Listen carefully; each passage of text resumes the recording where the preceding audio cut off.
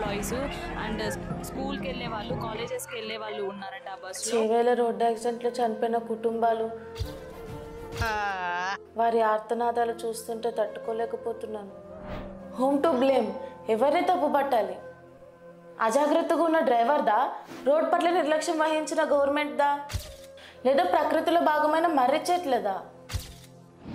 Save banyan trees of Chevella. Government 2021లోనే Hyderabad to Bijapur 4 line road approve చేశారు. దానివల్ల యాక్సిడెంట్స్ తగ్గుతాయి, స్పీడ్ ట్రాన్స్పోర్ట్ అవుతుంది అని ఇన్ఫ్యాక్ట్ రోడ్ పనులు కూడా స్టార్ట్ చేశారు.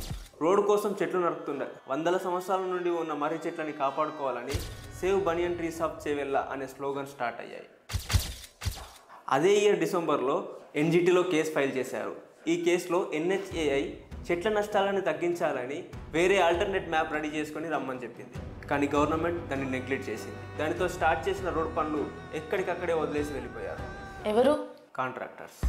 దానివల్ల ఈరోజు దేశంలోనే దారుణమైన యాక్సిడెంట్ చూడాల్సి వచ్చింది. ఈ సంఘటన అయిన తర్వాత NGT రోడ్ డెవలప్మెంట్కి పర్మిషన్ ఇచ్చింది. దీని కాస్ట్ 20 మంది ప్రాణాల. పాయింట్ ఈజ్, నిజంగా మర్రి చెట్లని కాపాడాలనే ఉద్దేశంతో ఈ కేసు ఫైల్ చేశారా, లేదా రోడ్లో పోతున్న భూములని కాపాడుకోవడానికి రియల్ ఎస్టేట్ చేసిన ప్రయత్నమా? 20 మంది ప్రాణాలకు బాధ్యులు ఎవరు? Just asking.